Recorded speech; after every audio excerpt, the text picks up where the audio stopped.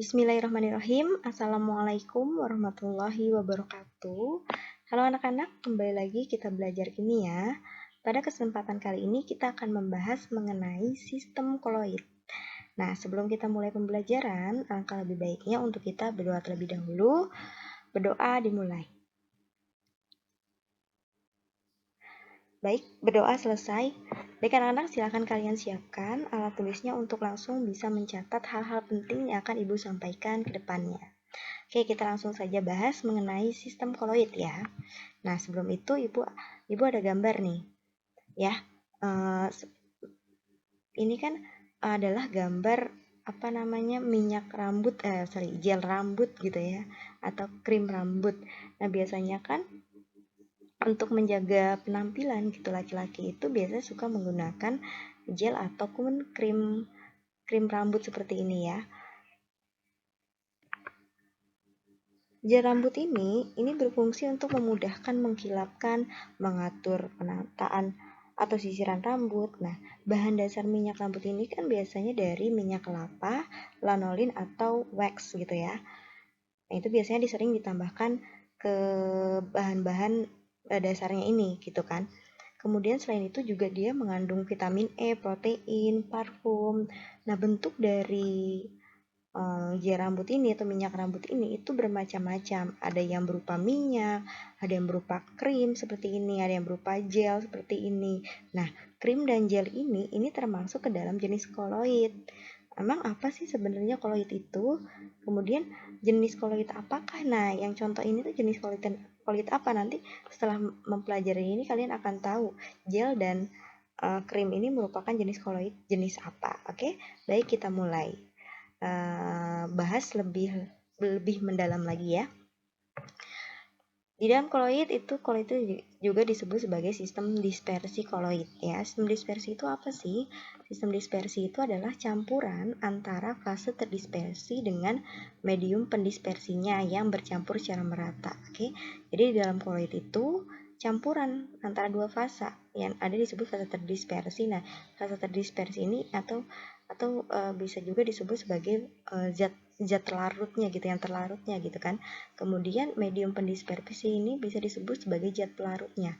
Artinya sebenarnya lebih terlihat ini medium pendispersinya karena jumlahnya lebih banyak gitu. Kayak zat pelarut itu jumlahnya lebih banyak, jadi lebih dominan yang terlihat gitu.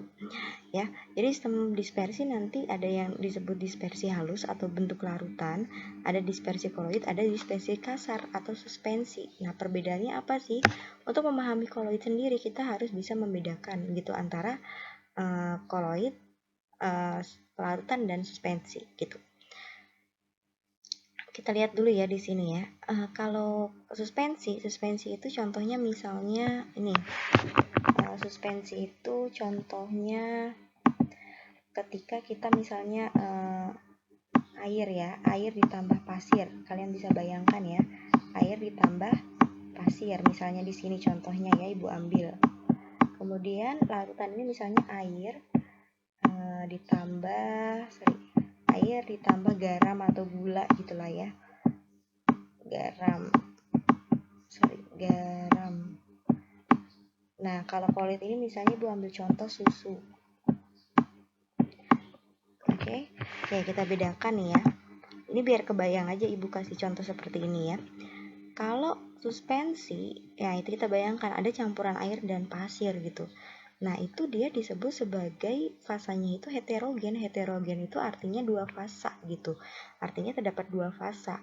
Kalau kalian lihat air dan pasir itu kan kalian akan bisa membedakan antara air dan pasirnya. Artinya ada dua fasa di sana, ada padat dan ada cair gitu kan. Itu yang masuk heterogen atau yang diartikan sebagai dua fasa. Kemudian larutan, tadi contohnya air ditambah garam. Ketika kita melarutkan air plus garam itu kan dia akan menyatu atau homogen gitu ya. Kita sudah tidak bisa membedakan lagi mana airnya, mana garamnya, sudah tercampur merata gitu ya. Sudah homogen, artinya homogen gitu, artinya asam homogen itu yang terlihat itu satu fasa gitu ya. Kalau dispersi koloid, nah dispersi koloid ini sebenarnya terlihat misalnya contoh susu, dia terlihat kan homogen sebenarnya ya, terlihat homogen gitu kan, cair gitu kan. Namun sebenarnya dia itu dua fasa ya. Kalau dilihat dengan mikroskop ultra yang lebih teliti lagi, yang lebih spesifik lagi gitu ya, sebenarnya koloid itu masih bisa dibedakan dua fasa gitu ya, gitu. Jadi perbedaannya seperti itu. Kemudian yang ketiga, tadi ini yang kedua satu ya, penjelasannya dari yang nomor satu ini juga sama aja. Yang nomor tiga ini kalau suspensi itu keruh dan ada endapan. Ya kalau kalian bayangkan ketika kita menambahkan air, mencampurkan air dan pasir itu kan apa gimana? Akan keruh ya, akan mengendap gitu. Artinya dia kalau didiamkan itu mengendap gitu. Dia kalau didiamkan mengendap gitu kan, kalau kita mencampurkan air per pasir gitu kan.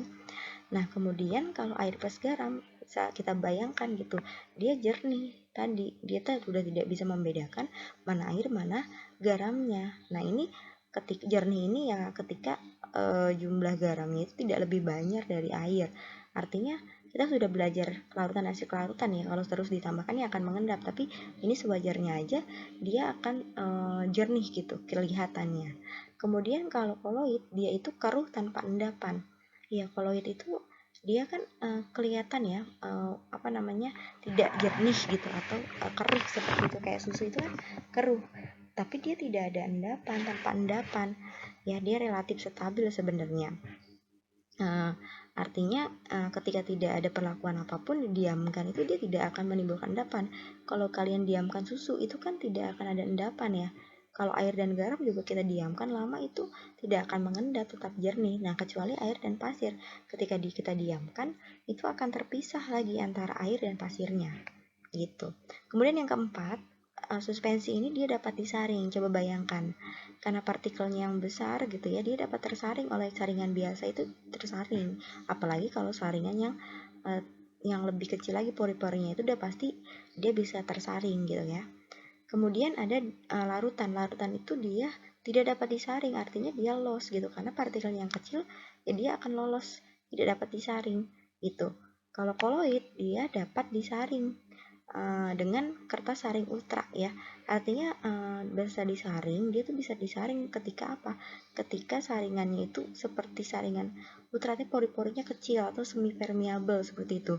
Kalau disaring pakai saringan biasa yang ada di dapur sih bisa, cuman kalau disaring pakai yang pori-porinya lebih kecil gitu ya, itu akan terpisah nanti ya. Itu yang terdispersi dan pendispersinya itu medium pendispersinya akan terpisah. Kemudian yang kelima, sifatnya dari suspensi itu dia tidak stabil. Ya tadi seperti yang tadi. Kenapa dia disebut tidak stabil? Karena tadi ketika didiamkan dia akan membentuk endapan. Nah, nanti Ibu akan jelaskan kenapa bisa seperti itu ya. Kemudian kalau larutan udah pasti dia stabil. Ketika didiamkan dia tidak mengendap. Nah, dispersi koloid ini dia bisa disebut stabil atau relatif stabil sebenarnya. Kalau didiamkan dia tidak akan mengendap. Tapi kalau misalnya dikasih perlakuan atau dipanaskan kemudian atau ditambahkan elektrolit, nanti kita bahas, itu dia akan tidak stabil. Makanya di sini disebut ini bukan cenderung stabil, namun bisa kita sebut aja relatif stabil gitu ya. Hal ini ya dipengaruhi ini yang keenam, poin keenam, karena diameter partikelnya. Suspensi itu 10 pangkat min 5, lebih besar dari 10 pangkat min 5, artinya dia besar gitu partikelnya. Nah, sedangkan yang larutan ini kurang dari 10 pangkat min 7 gitu. Berarti kan kecil banget partikelnya. Dan koloid ini di antara 10 pangkat min 5 sampai 10 pangkat min 7 sampai 10 pangkat min 5 cm. Artinya ya sedang. Kalau kita bisa bilang suspensi ini besar, larutan ini kecil, dan koloid ini sedang. Bisa kita artikan seperti itu ya. Itulah perbedaan dari suspensi, larutan, dan koloid. Jadi kalian harus bisa membedakan. Jadi berbeda ya antara suspensi, larutan, dan koloid itu berbeda sekali. Seperti itu. Jadi untuk sekarang berarti kalian sudah bisa kan membedakan koloid ya. Kalau ditanyakan koloid itu seperti apa, dia tampak homogen, dua fasa, seperti itu. Oke? Oke, itu perbedaan dari larutan, suspensi, dan koloid. Nah, koloid ini Oke, selanjutnya kita akan bahas jenis-jenis koloid. Jadi, koloid itu banyak jenisnya, ya. Iya, jadi koloid itu banyak jenisnya. Nah, kita akan bedakan jenis-jenis koloid itu sendiri ya. Oke, di sini ada nama-nama koloid atau jenis-jenis koloid. Di kolom kedua ada fase terdispersi, kemudian ada medium terdispersi, dan ada contohnya gitu ya. Tadi kan kita sudah tahu, kita ibaratkan gini aja deh, samain aja lah ya. Fase terdispersi itu sebagai zat terlarut biar bisa terbayang. Medium terdispersi itu misalnya zat pelarutnya gitu ya. Tadi ingat, pelarut itu kan lebih banyak ya, lebih banyak. Berarti yang lebih terlihat gitu ya, terlihat oleh kasat mata gitu ya, terlihat. Oke. Nah, bisa kalian biar bisa membayangkan, bisa dibacakan seperti ini. Padat dalam, ini dalam ya. Jadi bacanya gini, biar bisa kebayang. Misalnya padat dalam padat ya. Kalian bisa bayangkan padat dalam padat artinya bergabung gitu ya. Contoh koloidnya di sini misalnya apa nih, paduan logam atau alloy gitu ya. Misalnya logam yang satu dicampur dengan logam yang lain, itu kan artinya padatan dengan padatan. Itu termasuk ke dalam sol padat. Jenis koloidnya itu disebut sebagai sol padat, padat dalam padat gitu. Misalnya kaca-kaca berwarna. Kalian mungkin pernah lihat ya, kaca itu ada yang warna-warni itu kan. Itu artinya dia apa? Itu sebenarnya ketika pembuatannya kaca yang warna yang satu, misalnya yang biru campur warna pink seperti itu. Jadi padatan dengan padatan itu disebut sebagai jenis koloid sol padat ya. Ada yang disebut sol cair ya. Berarti itu padat di dalam cair. Artinya yang terlihat itu bentuknya cair sebenarnya. Tapi sebenarnya di dalam itu tuh pengandung padatan juga. Misalnya tinta atau cat gitu ya. Kalau kalian ngecat tembok itu kan bentuknya cair sebenarnya. Tapi itu tuh sebenarnya ada kandungan padatannya juga, kalau makanya dia bisa nempel di dinding kita gitu, cat itu. Ya, itu sol cair, oke? Terus ada yang disebut sebagai aerosol padat ya. Berarti padat dalam gas. Ini yang lebih terlihat gasnya, tapi sebenarnya ada mengandung padatan. Contohnya debu ya. Kalau kalian lihat misalnya kalian naik motor seperti itu, naik motor saya nggak pakai masker gitu. Kalau kalian lihat kan debu itu kan bentuknya gas gitu ya. Nah, kadang-kadang kan nempel gitu kan, kadang muka kita jadi kotor. Itu kan kalau kita pegang itu ada kayak padatannya itu kan dari debunya itu. Sebenarnya kalau kita lihat debu itu bentuknya gas, tapi di situ ada kandungan padatannya juga. Seperti asap rokok seperti itu juga sama ya. Terlihatnya gas, tapi sebenarnya di situ ada padatannya juga. Ya, itu disebut sebagai aerosol padat. Ada juga yang disebut sebagai aerosol cair. Ini cair dalam gas. Nah, ini lebih kelihatan gasnya. Sebenarnya ada kandungan airnya juga, cairnya juga. Misalnya kabut kalau kalian ke gunung atau ke dataran tinggi gitu ya, melewati kabut itu kan kadang suka nyes gitu ya, padahal kelihatannya itu seperti gas gitu, tapi ketika kita lewati itu kayak nyes, itu kayak adem gitu kan, tuh ada kandungan cairnya juga. Kalau suhunya naik dia juga bisa menjadi embun gitu kan.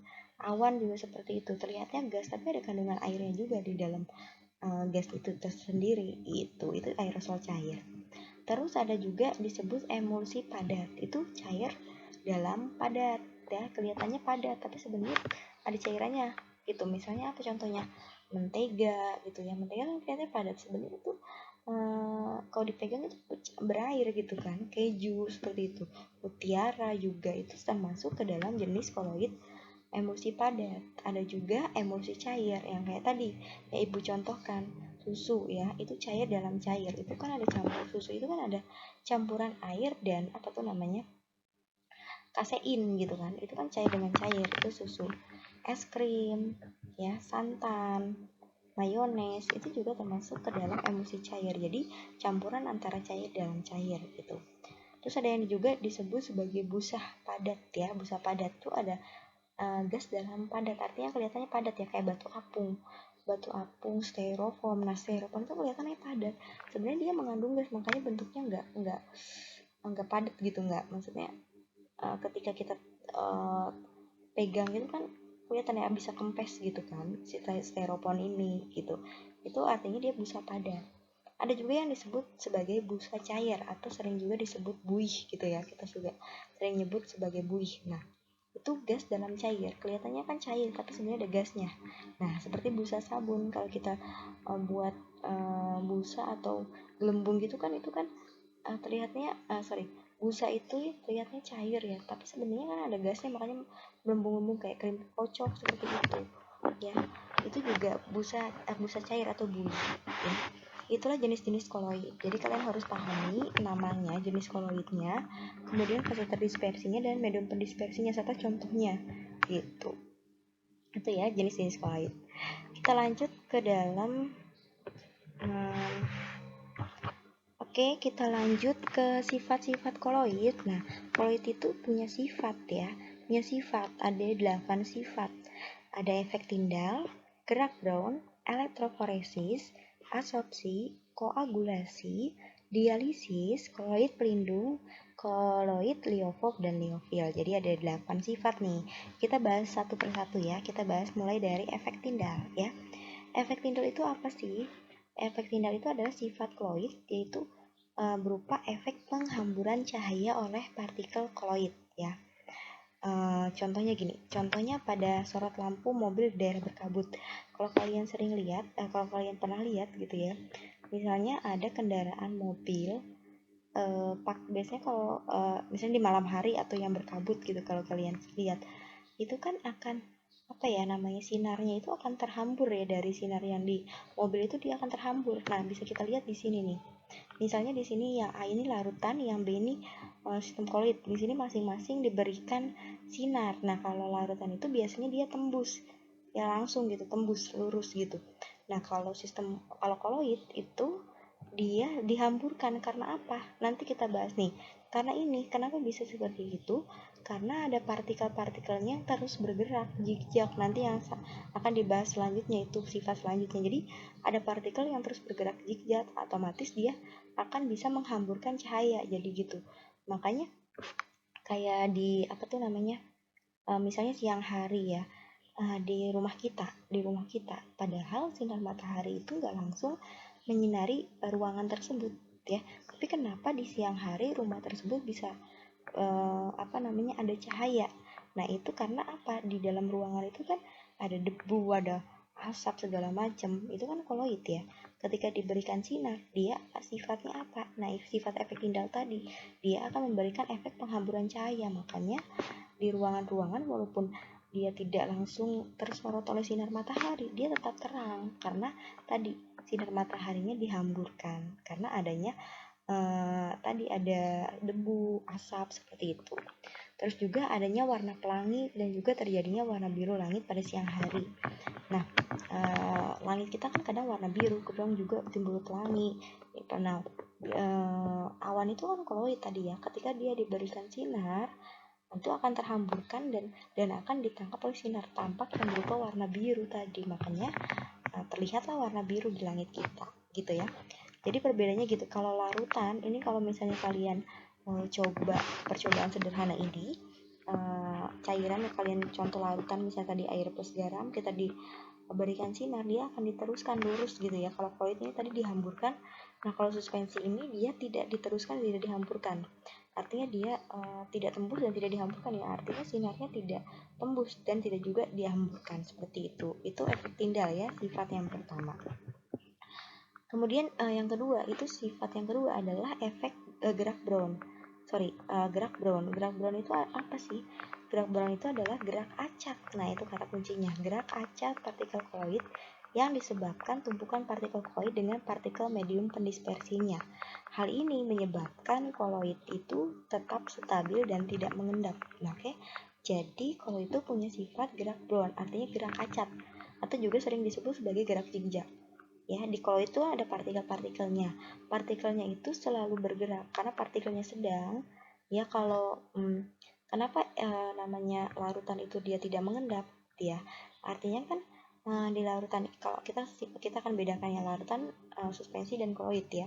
Kalau larutan itu dia kan karena partikelnya kecil, ya, artinya jaraknya itu akan jauh gitu dan lama untuk bertumbukan. Semakin banyak tumbukan artinya akan mudah mengendap. Nah, si lautan itu kan dia kecil, jadi jarang ketemu untuk partikel lain, otomatis dia stabil, tidak mudah mengendap. Koloid juga karena partikelnya sedang, dia itu ada terus gerakannya itu dia zigzag ya, zigzag itu gerak acak ya, makanya dia menyebabkan koloid itu dia stabil karena terus bergerak, dan gerakannya itu uh, terus bergerak, otomatis dia tidak akan mengendap ya, tidak akan mengendap itu tadi, makanya dia stabil. Kalau itu stabil, kalau suspensi kan besar-besar, maka sedikit aja dia besar-besar, maka dia akan cepat bertumbuh, karena lama-lama dia akan mengendap gitu, makanya dia tidak stabil. Kalau koloid ini dia sedang, kemudian dia terus bergerak gitu, namun bergeraknya ini dia tidak akan menyebabkan endapan karena partikelnya tadi, karena ada gerak acak seperti ini. Contohnya apa? Contohnya gerak partikel debu. Kalian bisa lihat gini, kalau misalnya di rumah kalian ada kayak jendela seperti itu, yang misalnya kalau ada sinar matahari gitu kan, kadang ada debu-debunya seperti itu yang terlihat ya, partikelnya yang bergerak terus gitu kan, dia tidak akan mengendap tapi tetap di udara seperti itu debunya itu. Nah, itu salah satu contoh dari gerak Brown tadi ya. Itu sifat kedua. Kita lanjut ke sifat ketiga, yaitu disebut sebagai elektroforesis. Elektroforesis ini tuh apa sih? Elektroforesis ini adalah gerakan partikel koroid karena pengaruh medan listrik ya. Contohnya apa? Penggunaan alat kotrel pada cerobong asap pabrik ya. Kita tahu bahwa di pabrik-pabrik ya itu kadang menghasilkan polusi gitu ya, gas buang atau segala macam gitu ya. Nah, contoh misalnya debu gitu yang mengandung, kalau di pabrik itu kan banyak zat-zat itu ya yang bercampuran, yang tentunya kadang tidak aman bagi lingkungan. Nah, dia biasanya menggunakan alat kotrel untuk cara kerjanya gimana? Cara kerjanya gini, misalnya ini adalah gas buang dari pabrik tersebut, dimasukkan ke alat kotrel ini. Nah, dia dialiri arus listrik ya, yang satu dialiri arus listrik positif, yang satu lagi dialiri arus listrik negatif. Nah, ada sifat selanjutnya yaitu absorpsi ya. Nah, koloid itu bisa menyerap ion, artinya gitu kan. Nah, nanti koloid ini akan menyerap muatannya ini, yang satu negatif, yang satu positif. Kemudian dia digabung ya, bertemu, kalau ada muatan positif bertemu dengan negatif, artinya dia saling meniadakan dan dia akan membentuk endapan. Nah, tadi zat-zat yang tidak baik untuk lingkungan gitu kemudian diandapkan, nah makanya udara yang bersih yang sudah bisa dikeluarkan di alam. Itu jadi cara kerja elektroforesis itu seperti itu ya. Jadi itu salah satu contoh penerapannya ya. Nah, selanjutnya ada absorpsi kayak tadi yang Ibu bilang. Absorpsi itu apa? Absorpsi itu adalah proses penyerapan suatu partikel zat baik berupa ion atau maupun molekul pada permukaan zat tersebut sehingga koloid akan memiliki muatan listrik. Ya tadi koloid itu punya kemampuan untuk menyerap muatan gitu. Contohnya contohnya pada koloid FeOH yang seperti ini, dia itu bermuatan positif, maka dia bisa bermuatan positif karena dia mampu menyerap ion positif tadi gitu. Jadi CpOH ini merupakan contoh koloid, dia bisa menyerap ion positif ini sehingga dia akan bermuatan positif. Tadi hampir sama dengan yang elektroforesis tadi sistemnya ya, dia bisa menyerap, kalau itu bisa menyerap muatan. Contoh lain misalnya di kehidupan sehari-hari, penjernihan air dengan tawas. Nah, biasanya kan kita untuk menjernihkan air biasa menggunakan tawas, maka kotorannya itu akan mengendap karena diserap oleh si tawasnya itu. Kemudian penyembuhan sakit diare dengan nori, itu juga menyerap cara kerjanya penyerapan. Oke, kita lanjut ke sifat kelima yaitu koagulasi. Koagulasi itu apa sih? Koagulasi itu adalah peristiwa pengendapan atau penggumpalan. Nah, pengendapan atau penggumpalan partikel koloid karena adanya pemanasan, bisa karena penambahan elektrolit yang bermuatan berlawanan. Contohnya nih, biar lebih paham, jadi koagulasi itu pengendapan ya, dan penggumpalan. Contohnya pada pembentukan delta sungai, nah seperti gambar ini. Nah, delta sungai itu seperti ini nih. Dia terbentuk ketika bertemu dengan air laut ini. Air laut ini kan kalian tahu ya bahwa air laut itu mengandung garam ya, mengandung garam. Garam ini merupakan apa? Merupakan elektrolit ya. Tadi apa? Elektrolit ya. Nah, tadi apa? Nah, dia bisa mengendap. Koloid itu bisa mengendap ketika ada bisa pemanasan, bisa penambahan elektrolit. Nah, yang terjadi di pembentukan delta sungai itu terjadi adanya penambahan elektrolit. Ya, jadi si sungai ini ketemu dengan air laut yang elektrolit, maka dia akan tergumpal, mengendap, maka akan terbentuk delta sungai seperti itu. Prosesnya seperti itu.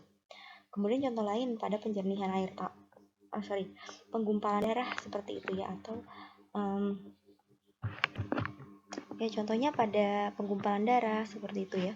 Terus penjernihan air dengan tawas. Nah, yang tadi ini Bu, ini salah ya, yang tadi ini. Nah, ini salah nih. Ini Ibu salah, sorry.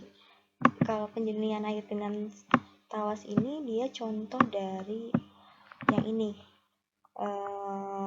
Masih sifat koloid, tapi dia sifat koloidnya jenisnya yang tadi koagulasi itu ya, penjernihan air dengan tawas.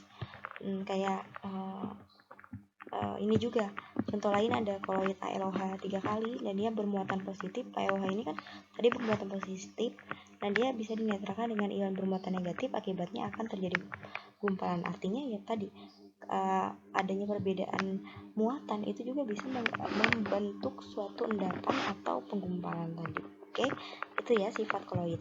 Kita lanjutkan, ada sifat selanjutnya itu dialisis. Nah, dialisis itu apa sih? Dialisis itu adalah cara mengurangi ion-ion pengganggu yang terdapat dalam sistem koloid menggunakan selaput semi permeabel.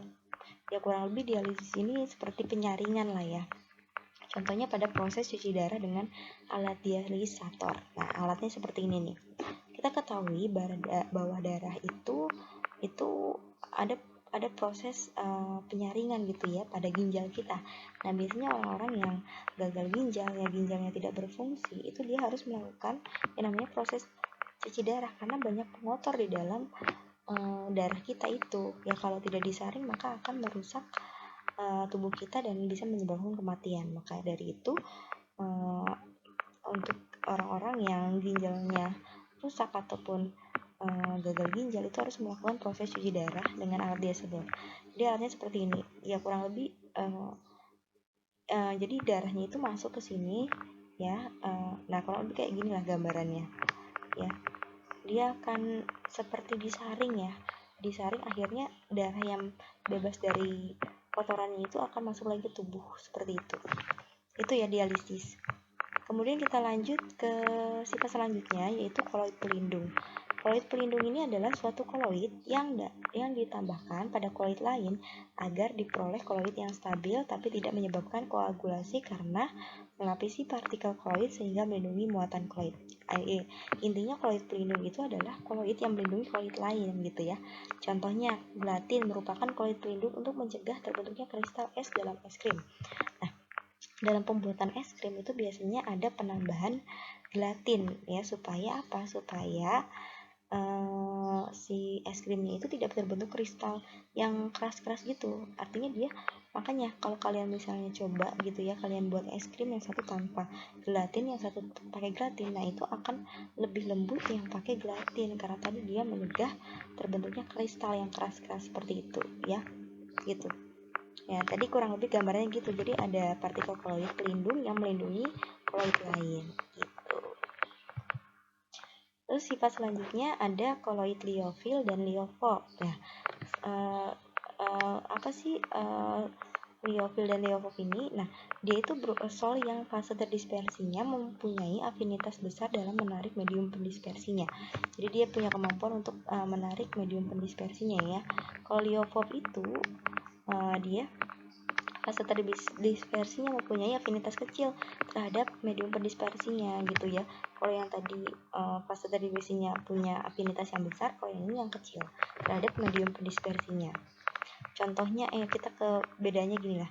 Kalau liofil itu dia stabil ya. Ya, liofil itu dia stabil. Kalau liofob itu dia kurang stabil. Kemudian kalau liofil itu kekentalannya tinggi ya. kekentalannya itu tinggi banget. Kalau kekentalan dari Liophop itu rendah. Kemudian perbedaan selanjutnya kurang menunjukkan gerak Brown ya. Karena tadi kental banget, maka dia kurang partikelnya kurang menunjukkan gerak Brown yang bergerak terus gitu ya. Kalau yang ini karena rendah bisa terlihat ya, pada liofil ini epitindalnya kurang jelas, kalau Liophop ini epitindalnya sangat jelas. Kemudian perbedaan selanjutnya terdiri dari, kalau liofil terdiri dari zat organik, kalau Liophop itu terdiri dari zat anorganik. Kemudian perbedaan selanjutnya, kalau liofil itu sulit diendapkan dengan penambahan elektrolit. Nah, kalau Liophop kebalikannya, mudah diendapkan dengan penambahan elektrolit. Kemudian kalau liofil itu partikel dispersinya mengadsorpsi molekul ya, jadi menyerap seperti itu. Kalau yang ini partikel dispersinya mengadsorpsi ion. Ya, kalau Liophop ini bedanya gitu, kalau ini molekul, liofil molekul, kalau Liophop ion. Kemudian perbedaannya dapat mengadsorpsi mediumnya kalau liofil. Kalau yang ini kebalikannya tidak dapat. Terus bersifat reversible ya, bisa balik gitu ya. Kalau Liophop ini bersifat irreversible. Contohnya sol ya, dalam kehidupan sehari-hari misalnya sol liofil itu contohnya sol agar-agar, sol kanji gitu ya. Kalau Liophop itu contohnya sol AgCl, sol CaCO3 gitu ya. Seperti inilah gambarannya. Nah, jika medium pendispersinya itu berupa air, kalau air itu kan dia hidro ya, maka tinggal diganti aja hidrofil dan hidrofob. Artinya hidrofil itu lebih menyukai air ya. Hidrofil itu lebih tidak suka dengan air, fobia dengan air gitu. Itu ya sifat-sifat koloid yang ada 8 tadi ya. Itulah sifat-sifat koloid. Oke. Kita lanjutkan ke proses pembuatan koloid. Nah, koloid ini bisa dibuat dari larutan dan juga bisa dibuat dari suspensi ya. Kita ketahui jadi bisa dibuat nih dari larutan, bisa juga dibuat dari suspensi ya. Kalau larutan itu caranya disebut cara kondensasi, kalau suspensi itu disebut sebagai cara dispersi. Nah, kita ketahui dari sini ya, larutan itu kan tadi partikelnya kecil. Kalau itu sedang, suspensi itu dia besar. Berarti kalau misalnya dibuat dari larutan atau cara kondensasi, itu artinya merubah dari partikel kecil ke sedang. Beda halnya dengan cara dispersi. Cara dispersi itu dari partikel besar menjadi sedang ya. Kita bahas dulu yang cara kondensasi ya, dari kecil menjadi sedang. Itu ada caranya disebut sebagai dekomposisi rangkap. Contoh reaksinya seperti ini, AS2O3 dengan H2S gitu ya. Kemudian menghasilkan AS2S3 dan H2O. Nah, ini artinya dia dekomposisi itu, ini artinya jadi dekomposisi rangkap itu artinya molekul pembentuknya ini kan nanti terurai, kemudian gabung dengan yang lain ini dan membentuk senyawa yang baru gitu ya. Itu dekomposisi rangkap ya. Jadi dari partikel kecil artinya larutan, ini kan larutan ya. Nah, dia bentuk AS2 koloid tadi ya, ukurannya sedang. Terus juga ada cara hidrolisis. Cara hidrolisis itu hidro ya, artinya air, artinya larutan yang ditambahkan dengan air. Misalnya larutan di sini contohnya larutan FeCl3 yang ditambahkan air, dia akan menghasilkan FeOH 3 kali yang merupakan koloid tadi itu, dan HCl ya, seperti itu. Jadi pembuatannya dari larutan jadi koloid yang tadi FeO 3 kali. Juga ada yang disebut sebagai cara redoks. Cara redoks itu artinya reduksi dan oksidasi, artinya reaksinya itu mengalami reduksi dan oksidasi. Contohnya di sini ada reaksi antara H2S dengan SO2, dia menghasilkan 2H2O dan 3S ya. Jadi dari larutan dia menghasilkan sol ini koloid ini ya. Jadi kalau kalian lihat itu akan mengalami yang namanya reduksi dan oksidasi di reaksi ini. Itulah cara kondensasi. Nah, bagaimana halnya dengan cara dispersi, yaitu dari partikel besar menjadi sedang, dari suspensi menjadi koloid gitu ya. Ada yang disebut sebagai cara mekanik. Dengan cara mekanik bisa. Cara mekanik kan tadi kan besar, partikel besar. Nah, ini cara mekanik itu langsung gitu, artinya penggerusan atau penggilingan. Jadi yang besar digiling jadi partikel yang lebih sedang, seperti itu ya, cara mekanik. Kemudian ada yang disebut sebagai cara peptidasi. Cara peptidasi itu adalah penambahan ion sejenis suatu endapan ya, ini endapan terpecah bagiannya.